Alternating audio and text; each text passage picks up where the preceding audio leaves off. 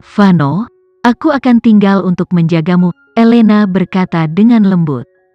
Tidak perlu, aku butuh waktu sendiri untuk memulihkan diri, Vano menolak dengan tegas. Elena cemberut dan menggigit bibirnya, tapi aku ingin tinggal. Aku berjanji tidak akan mengganggumu, tidak perlu. Nada bicara Vano tak tergoyahkan. Elena tidak ingin memaksanya karena takut mengganggu Vano. Elena mengangguk mengerti. Baiklah kalau begitu, berjanjilah padaku kamu akan istirahat dengan baik. Aku akan kembali untuk memasakkanmu kaldu, aku akan membawanya nanti. Vano tidak memberikan tanggapan apapun, dan Elena menganggapnya sebagai ucapan terima kasih. Pak Tua Dirgantara bertukar beberapa kata lagi dengan putranya dan mereka semua meninggalkan bangsal.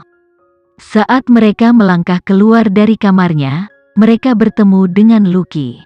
Melihatnya, Nyonya Tua Dirgantara menyapanya dengan senyum lebar. Dokter Lucky, terima kasih atas bantuan Anda menjaga Vano. Jika dia membutuhkan sesuatu, jangan ragu untuk menghubungi kami. Lucky tersenyum kembali. Tante, jangan khawatir. Luka Vano tidak serius. Dia akan sembuh dengan baik. Senang mendengarnya. Omong-omong, Dokter Lucky, apakah Anda memiliki informasi tentang kondisi Kinan? Elena tiba-tiba menimpali untuk bertanya. Nona Kinan juga pulih dengan baik. Saya baru saja selesai memeriksa luka-lukanya. Dia ada di bangsal ini, kata Lucky sambil menunjuk ke arah pintu di belakangnya. Jadi, di sebelah. Setelah mereka mengucapkan selamat tinggal pada Lucky, Elena tidak bisa menahan diri untuk tidak melihat ke dalam ketika mereka melewati pintu Kinan yang terbuka. Kinan masih tidak sadarkan diri sementara Gavin duduk di samping tempat tidurnya mengawasinya. Ketika dia melihat mereka, dia mengerutkan kening dengan sedih. Ayo pergi, Nyonya Tua Dirgantara membuka mulutnya untuk berkata. Di matanya, Kinan tidak lebih dari orang asing. Elena mengalihkan pandangannya dan mengikuti. Tidak ada yang melihat kedengkian yang melintas di belakang matanya. Gavin pergi untuk menutup pintu. Dia tidak ingin melihat orang yang tidak enak dipandang lagi. Gavin kembali ke tempat duduknya di samping tempat tidur Kinan. Dia menunggu lama, tetapi Kinan tidak menunjukkan tanda-tanda bangun. Faktanya, sepertinya situasinya memburuk. Dia terus membolak-balik dalam tidurnya. Dan dahinya mulai berkeringat dingin. Gavin bergegas menjemput Lucky yang kebetulan ada di kamar Vano. Pada akhirnya, Vano ikut. Ketika dia melihat kondisi Kinan, dia mengerutkan kening tanpa sadar. Apa yang terjadi? Aku tidak tahu. Aku bersumpah dia baik-baik saja tetapi untuk beberapa alasan, dia mulai semakin gelisah. Dokter Lucky, tolong lihat kakakku, ada apa dengannya? Gavin memohon dengan cemas. Tenang, biarkan aku melihatnya. Setelah Lucky memberi Kinan pemeriksaan dasar, dia berkata, dia terbakar. Kurasa itu karena tekanan terpendam dilepaskan sekaligus pada saat kelemahannya, sehingga menyebabkan dia menyerah pada penyakit yang tiba-tiba ini. Kamu benar, kakakku berada di bawah tekanan yang tidak dapat diatasi akhir-akhir ini, Gavin mengangguk berat. Vano tidak memberikan komentar apapun. Dia hanya menatap Kinan dalam-dalam. Dia memiliki pemahaman dasar tentang transformasi Kinan dan perubahan terbarunya. Dia bahkan tahu 1 atau 2 hal tentang peristiwa yang terjadi malam sebelumnya. Dia merasa sulit untuk membayangkan seorang wanita yang secara fisik lemah seperti dia dapat memiliki kekuatan dan kecerdasan yang begitu mengesankan, sehingga dia mampu menaklukkan semua musuhnya dalam 1 malam. Meskipun dia meminjamkan bantuannya, tetapi Vano sepenuhnya percaya bahwa Kinan akan dapat melakukannya tanpa bantuannya.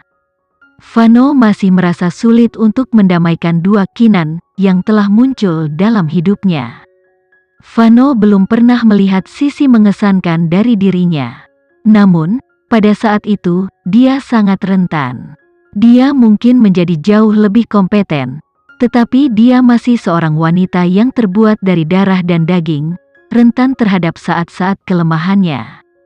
Untuk beberapa alasan, menemukan sisi rentan dari Keenan ini membuat Vano semakin menyayanginya. Vano masih berdiri di sana setelah Lucky menghubungkan Keenan ke infus. Gavin menatapnya dengan rasa ingin tahu. "Tuan Vano, mengapa Anda tidak pergi dan beristirahat? Anda juga terluka kan?" Vano tersentak kembali ke kenyataan dan berkata dengan ringan, "Aku akan ke sebelah. Datang dan panggil aku jika kamu butuh sesuatu." "Oke, terima kasih atas bantuanmu baru-baru ini," kata Gavin agak canggung.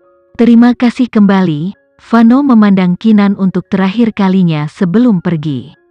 Lucky datang untuk berkeliling, tidak lama setelah Vano kembali ke bangsalnya. Lucky memeriksa luka Vano dan mengumumkan, "Kamu dipersilakan untuk pulang dan beristirahat. Mintalah dokter keluarga mengganti perbanmu setiap hari, dan kamu akan menjadi seperti baru." "Oke," jawab Vano, tetapi dia tidak menunjukkan niat untuk pergi.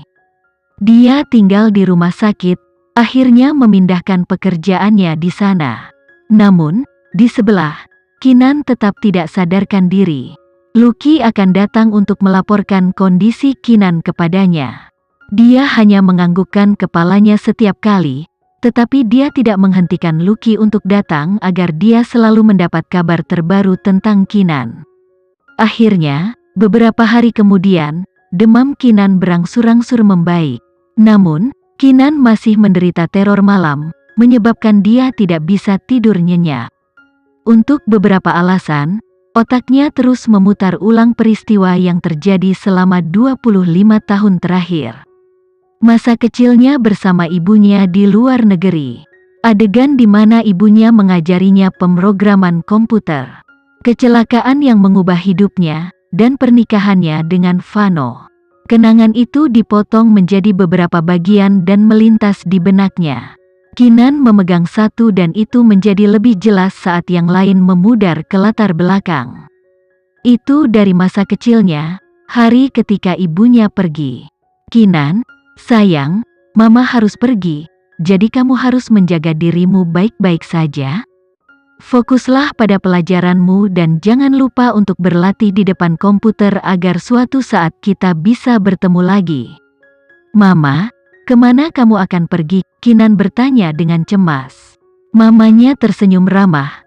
"Aku pergi ke suatu tempat yang jauh, suatu tempat di mana hanya kamu yang bisa menghubungiku." "Ma, apa yang kamu katakan?" Keenan yang bingung bertanya. Mamanya tidak menjawab saat dia menghilang ke dalam malam.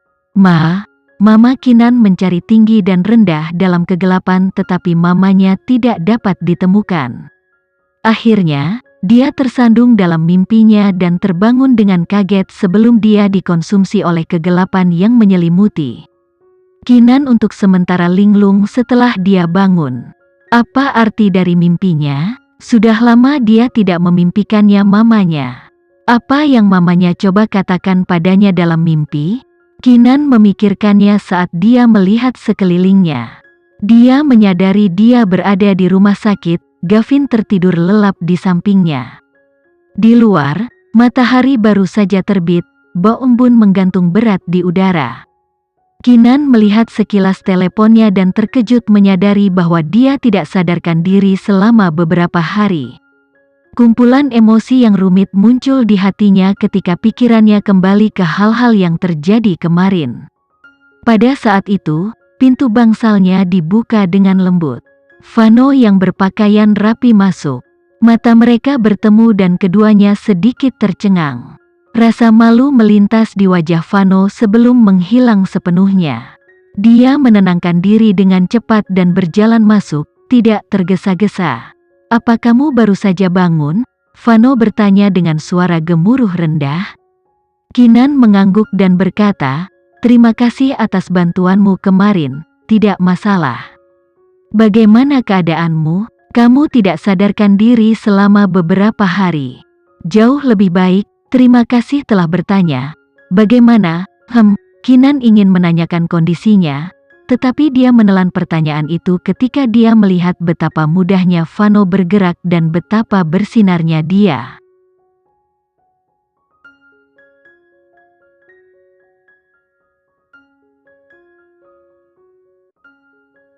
Sekian dulu ya video kali ini, kita lanjutkan lagi videonya di lain waktu. Oh iya, bagaimana menurut kalian? Semoga bisa sedikit menghibur kalian semua.